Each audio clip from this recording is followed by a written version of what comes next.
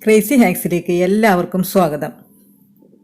ഞാനിന്ന് നേന്ത്രപ്പഴം കൊണ്ട് ഒരു നല്ല അടിപൊളി ഹൽവയാണ് ഉണ്ടാക്കാൻ പോകുന്നത്. അത് വളരെ ഈസിയാണ്, നല്ല ടേസ്റ്റുള്ള രീതിയിലാണ് ഉണ്ടാക്കുന്നത്. അപ്പോൾ നമുക്ക് എങ്ങനെയാണ് അത് ഉണ്ടാക്കണമെന്ന് നോക്കാം. അപ്പോൾ അതിനു മുന്നായിട്ട് നിങ്ങൾക്ക് ഈ വീഡിയോ ഇഷ്ടപ്പെടുവാണെങ്കിൽ തീർച്ചയായിട്ടും സബ്സ്ക്രൈബ് ചെയ്യാനും ലൈക്ക് ചെയ്യാനും കമൻറ്റ് ചെയ്യാനും നിങ്ങൾ മറക്കരുത്. അപ്പോൾ നമുക്ക് തുടങ്ങാം. അതിനായിട്ട് നമുക്ക് ആദ്യം വേണ്ടത് നല്ല മധുരമുള്ള നന്നായിട്ട് പഴുത്ത നേന്ത്രപ്പഴമാണ്. അപ്പോൾ ഈ നേന്ത്രപ്പഴം നന്നായിട്ട് പഴുത്ത് കഴിഞ്ഞിട്ടുണ്ടെങ്കിൽ അതിൻ്റെ പുറമേയൊക്കെ ഈ കറുത്ത ഒരു ഷെയ്ഡ് പോലെ ഇങ്ങനെ വരും.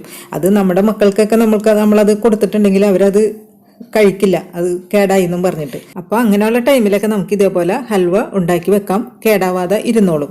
അപ്പം ഞാനിത് മൊത്തത്തിൽ ഒരു 1.25 കിലോ പഴമാണ് ആകെ എടുത്തിരിക്കുന്നത്. ഇത് നമുക്ക് നന്നായിട്ടൊന്ന് ഇതിൻ്റെ തൊലിയൊക്കെ കളഞ്ഞിട്ട് ഒന്ന് കട്ട് ചെയ്തെടുക്കാം. കട്ട് ചെയ്തെടുക്കുന്നതിന് പ്രത്യേക ഷേപ്പൊന്നും നോക്കണ്ട. നമുക്ക് എന്തായാലും ഇത് മിക്സിയുടെ ജാറിൽ നന്നായിട്ട് ഇത് അടിച്ച് എടുക്കേണ്ടതാണ്.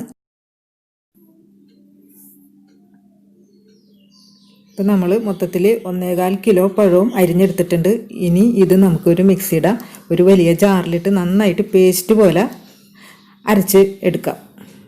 ഒന്നിച്ചിട്ട് അടിക്കണ്ട, നമുക്ക് കുറേശ്ശെ ഇട്ട് അടിച്ചെടുക്കാം.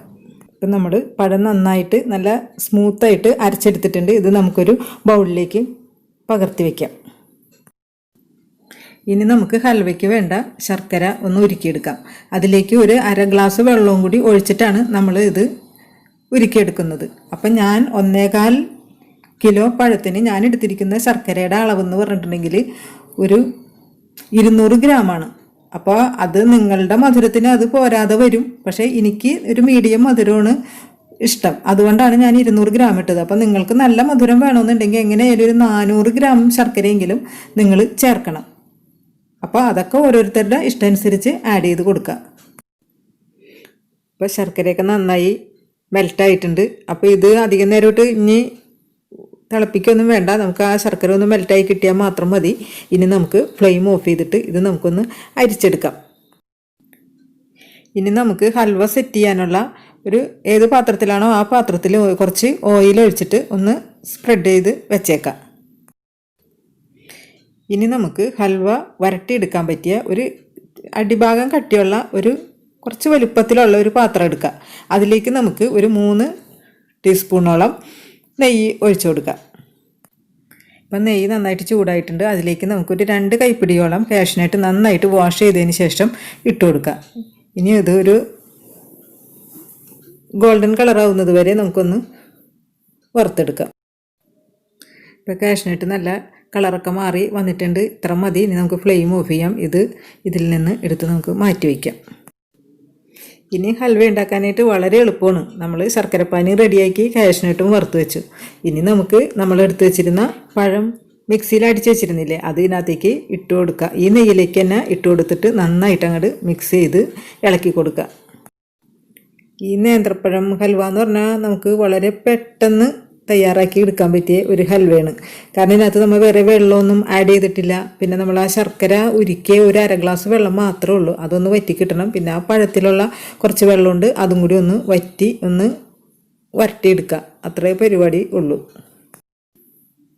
ഇപ്പം നമ്മളിത് കുക്ക് ചെയ്യാൻ വെച്ചിട്ട് ഒരു 5 മിനിറ്റ് ആയിട്ടുണ്ട്. അപ്പോൾ ആ നെയ്യിലൊക്കെ നന്നായിട്ട് മിക്സായി കിട്ടിയിട്ടുണ്ട്, തിളച്ചൊക്കെ തുടങ്ങിയിട്ടുണ്ട്. ഇപ്പോൾ വീണ്ടും ഒരു 5 മിനിറ്റും കൂടി കഴിഞ്ഞിട്ടുണ്ട്. അപ്പോൾ നന്നായിട്ട് കുക്കായൊക്കെ വന്നിട്ടുണ്ട്. ഇനി നമുക്കിതിലേക്ക് നമ്മൾ എടുത്തു വെച്ചിരുന്ന ശർക്കരപ്പാനി ഒഴിച്ചു കൊടുക്കുക. ഇനി ഈ പഴം ഈ ശർക്കരപ്പാനിയിൽ നന്നായിട്ട് നമുക്ക് വരട്ടിയെടുക്കണം. അപ്പോൾ ഒരു 10-15 മിനിറ്റെങ്കിലും നമ്മൾ എടുക്കും. ഇപ്പോൾ മൊത്തത്തിൽ 10 മിനിറ്റ് ആയിട്ടുണ്ട്. ഇനിയും ഒരു 15 മിനിറ്റോളം ഇങ്ങനെ ഇട്ട് വരട്ടിയെടുക്കണം. അപ്പം നമ്മളിതിങ്ങനെ ഇളക്കി തുടങ്ങിയിട്ട് ഇപ്പോൾ മൊത്തത്തിൽ 20 മിനിറ്റ് കഴിഞ്ഞിട്ടുണ്ട്. ഇനി നമുക്ക് ഇതിലേക്ക് ഒരു 2 ടേബിൾ സ്പൂണും കൂടി നെയ്യ് ഒഴിച്ചു കൊടുക്കാം. നമ്മളിപ്പോൾ ഇത് മീഡിയം ഫ്ലെയിമിലിട്ടാണ് നമ്മളിത് കുക്ക് ചെയ്തുകൊണ്ടിരിക്കുന്നത്. നമ്മളിത് ഹൈ ഫ്ലെയിമിലിടുകയാണെങ്കിൽ പെട്ടെന്നാവും, പക്ഷേ ഒരു ടേസ്റ്റ് ഉണ്ടാവില്ല. അപ്പോൾ അതുകൊണ്ടാണ് നമ്മൾ മീഡിയം ഫ്ലെയിമിലിട്ട് സ്ലോവിൽ ചെയ്തെടുക്കുന്നത്. അപ്പോൾ ഈ നെയ്യ് നമുക്ക് പോരാതെ വരും, വീണ്ടും ഒഴിച്ചു കൊടുക്കേണ്ടി വരും. ഇപ്പോൾ നമുക്ക് നെയ്ക്ക് പകരമായിട്ട് വെളിച്ചെണ്ണ വേണമെങ്കിൽ വെളിച്ചെണ്ണയും ഇതിനകത്തേക്ക് കൂടി ആഡ് ചെയ്യാം. ചിലപ്പോൾ കുറച്ച് നെയ്യും കുറച്ച് വെളിച്ചെണ്ണയായിട്ടും അല്ലെങ്കിൽ മൊത്തത്തിൽ വെളിച്ചെണ്ണയായിട്ടും അത് നിങ്ങളുടെയൊക്കെ ഇഷ്ടമനുസരിച്ച് ഓരോരുത്തരുടെ ഇഷ്ടമനുസരിച്ച് ആഡ് ചെയ്ത് കൊടുക്കാവുന്നതേ ഉള്ളൂ. കുറച്ച് നേരം ഇങ്ങനെ കിടന്നിങ്ങനെ വരട്ടി നമ്മൾ ഇതിൻ്റെ വെള്ളമൊക്കെ വറ്റിച്ചെടുക്കണം. എന്നാലാ ആ നേന്ത്രപ്പഴം ഹൽവയ്ക്ക് അതിൻ്റേതായ ഒരു ടേസ്റ്റ് നമുക്ക് കിട്ടുള്ളൂ. അപ്പോൾ നമ്മളിത് വരട്ടിയെടുക്കാൻ തുടങ്ങിയിട്ട് വീണ്ടും 5 മിനിറ്റും കൂടി ആയിട്ടുണ്ട്. അപ്പോൾ മൊത്തത്തിൽ 25 മിനിറ്റ് ആയിട്ടുണ്ട്. ഇനിയും നമുക്ക് ഒരു 2 ടീസ്പൂണും കൂടി നെയ്യ് ഒഴിച്ചു കൊടുക്കാം. ഇനി ഈ നെയ്യ് കിടന്ന് നന്നായിട്ടത് വഴറ്റി എടുത്തിട്ട് അവസാനമാകുമ്പോഴേക്ക് നമുക്കിതിൻ്റെ നെയ്യൊക്കെ തെളിഞ്ഞ് വരും. അതാണ് അതിൻ്റെ പാകം. എന്നാലും നമ്മളൊരു 5 മിനിറ്റും കൂടി ഇളക്കി കൊടുക്കണം. അപ്പോഴതിൻ്റെ കറക്റ്റ് ടേസ്റ്റിൽ ഇങ്ങോട്ട് കിട്ടുള്ളൂ. ഇപ്പം നമ്മൾ ഹൽവ വരട്ടാൻ തുടങ്ങിയിട്ട് ഒരു 30 മിനിറ്റായി, അരമണിക്കൂർ ആയിട്ടുണ്ട്. ഇപ്പം അതിൻ്റെ നെയ്യൊക്കെ തെളിഞ്ഞ് വന്നിട്ടുണ്ട്. കണ്ട, നെയ്യൊക്കെ തെളിഞ്ഞ് വന്നേക്കണണ്ട. അപ്പോൾ ഇതേപോലെ തെളിഞ്ഞ് വരണം. ഇനി നമുക്ക് ഇതിലേക്ക് 1 ടീസ്പൂൺ പഞ്ചസാര ഇട്ട് കൊടുക്കണം. ഒരു കൂട്ടത്തിൽ അല്പം ഉപ്പും കൂടി ഇട്ട് കൊടുക്കണം. അപ്പോൾ ആ പഞ്ചസാരേനെ മധുരത്തിനെ ഒന്ന് ബാലൻസ് ചെയ്യാൻ വേണ്ടിയിട്ടാണ് നമ്മളങ്ങനെ ഇട്ട് കൊടുക്കുന്നത്. അപ്പം നമ്മളിപ്പോൾ നെയ്യ് തെളിഞ്ഞ് വന്നിട്ടുണ്ട് എന്ന് വിചാരിച്ചിട്ട് നമ്മളിപ്പോൾ ഫ്ലെയിം ഓഫ് ചെയ്യരുത്. ഒരു 5 മിനിറ്റും കൂടി നമുക്കൊന്ന് നന്നായിട്ടൊന്ന് വരട്ടിയെടുക്കേണ്ടതുണ്ട്. എന്നാലേ ഇത് കറക്റ്റ് ടേസ്റ്റിൽ നമുക്ക് കിട്ടുള്ളൂ. അപ്പോൾ ഈ പഞ്ചസാര നമ്മൾ ഇതിനകത്തേക്ക് ആഡ് ചെയ്തത് എന്തിനാണെന്ന് വെച്ചിട്ടുണ്ടെങ്കിൽ ഇതിനൊരു നല്ലൊരു കളറും നല്ലൊരു ടേസ്റ്റും കിട്ടാൻ വേണ്ടിയിട്ടാണ് നമ്മൾ പഞ്ചസാര ഇങ്ങനെ ആഡ് ചെയ്ത് കൊടുക്കുന്നത്.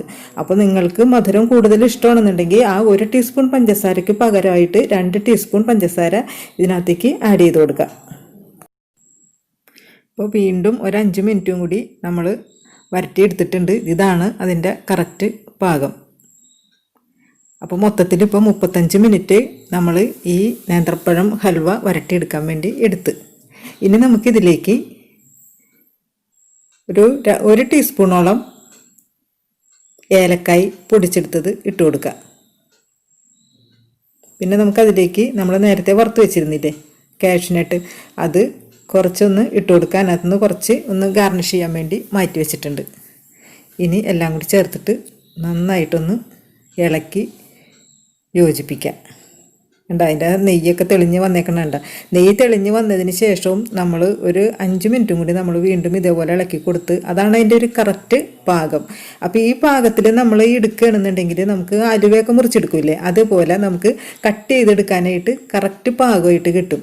ഇനിയും നമ്മളൊരു 10 മിനിറ്റ് അല്ലെങ്കിൽ 5 മിനിറ്റും കൂടി കൂടിപ്പോയാൽ നമുക്ക് അങ്ങനെ പെട്ടെന്ന് മുറിച്ചെടുക്കാൻ പറ്റില്ല. ഇങ്ങനെ ആകെ ഒരു കീല് പിടിച്ച പോലെ ആകും. അപ്പോൾ അതിന് ഇത് അങ്ങനെ കീല് പോലത്തെ ടേസ്റ്റ് ഇഷ്ടമുള്ളവർക്ക് ഒരു 5 മിനിറ്റും കൂടി ആവാം. ഇത് അലുവ കട്ട് ചെയ്ത് നമുക്ക് എടുക്കണ രൂപത്തിൽ നമുക്ക് എടുക്കാൻ പറ്റും. അതാണ് ഈ പാകം. അപ്പോൾ ഞാനിപ്പോൾ ഇവിടെ ഫ്ലെയിം ഇനി ഓഫ് ചെയ്യാണ്. അങ്ങനെ നമ്മുടെ സൂപ്പർ നേന്ത്രപ്പഴം ഹൽവ റെഡി ആയിട്ടുണ്ട്. അപ്പോൾ നമുക്ക് ഫ്ലെയിം ഓഫ് ചെയ്ത് നമ്മൾ എടുത്തു വെച്ചിരുന്ന ആ പാത്രത്തിലേക്ക് ഇത് മാറ്റാം.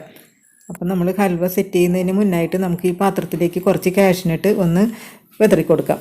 ഇനി നമുക്കതിലേക്ക് ആ ചൂടോടുകൂടി തന്നെ ഹൽവ ഇതിനകത്തേക്ക് ഇട്ട് കൊടുക്കാം. ആ എക്സസ് ആയിട്ടുള്ള നെയ്യ് മാറ്റിയിട്ട് അലുവ ഇതിനകത്തേക്ക് ഇട്ട് കൊടുക്കുക. എന്നിട്ടൊരു സ്പാച്ചിൽ വെച്ചിട്ട് നന്നായിട്ടൊന്ന് ലെവൽ ചെയ്ത് കൊടുക്കുക. ബാക്കിയുള്ള കാഷ്യൂനട്ട് നമുക്ക് മേലെയും ഒന്ന് ഗാർണിഷ് ചെയ്ത് കൊടുത്തിട്ട് ആ സ്പാച്ചിൽ വെച്ചിട്ട് ഒന്ന് അമർത്തി കൊടുക്കുക. ഇനി നന്നായിട്ട് ചൂടാറുന്നത് വരെ നമുക്ക് വെയിറ്റ് ചെയ്യാം. ഇപ്പോൾ ഹൽവയുടെ ചൂടൊക്കെ നന്നായിട്ട് ആറിയിട്ടുണ്ട്. ഇനി നമുക്ക് ഒരു പാത്രത്തിലേക്ക് അത് മാറ്റാം. ഇതേപോലെ ഒരു സ്പാച്ചിൽ വെച്ചിട്ട് ഒന്ന് പിടിച്ച് കൊടുക്കുകയാണെങ്കിൽ പെട്ടെന്ന് അങ്ങോട്ട് പ്ലേറ്റിലേക്ക് നമുക്ക് മറിച്ചിടാൻ പറ്റും. ഹൽവയുടെ ഷേപ്പ് വേണ്ട, പൊളിച്ച് നമ്മൾ ആ ഹാർട്ടിൻ്റെ ഷേപ്പിൽ ആ പാത്രത്തിൽ ഇങ്ങനെ സെറ്റ് ചെയ്ത് തരണം. നല്ല അടിപ്പനായിട്ട് കിട്ടി. ഇതൊക്കെ കണ്ടാൽ ആരാണ് കഴിക്കാത്തത്? ഏത് കഴിക്കാത്തവരും കഴിച്ചു പോകും ഹൽവ. ഇനി നമുക്ക് ഹൽവ ഒന്ന് കട്ട് ചെയ്ത് നോക്കാം. കത്തി വെച്ചിട്ട് നല്ല പഞ്ഞി പോലെ കറക്റ്റ് പാകമായിരുന്നു നമ്മൾ എടുത്തതേ. ആ പാകത്തിന് അത് നോക്കി നമ്മൾ എടുക്കണം. വീണ്ടും കുറച്ച് നേരം കൂടി നമ്മളൊന്ന് വരട്ടി എടുത്തിരുന്നെങ്കിൽ ഇതേപോലെ നമുക്ക് മുറിച്ചെടുക്കാൻ പറ്റില്ലായിരുന്നു. ഇത് കറക്റ്റ് പാകമാണ്. നോക്കി നമ്മുടെ ബനാന ഹൽവ എത്ര സോഫ്റ്റാണെന്ന് നോക്കി.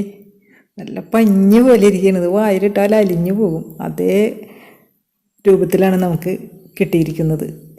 ഇങ്ങനെ ഇരിക്കണം ബനാന ഹൽവ ഇരിക്കേണ്ടത്.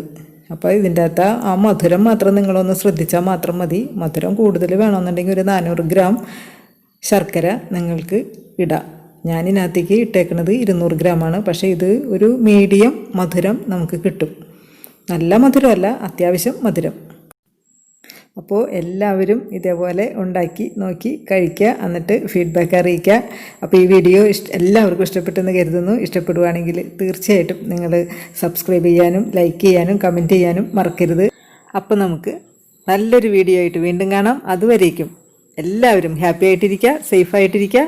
ടാറ്റാ.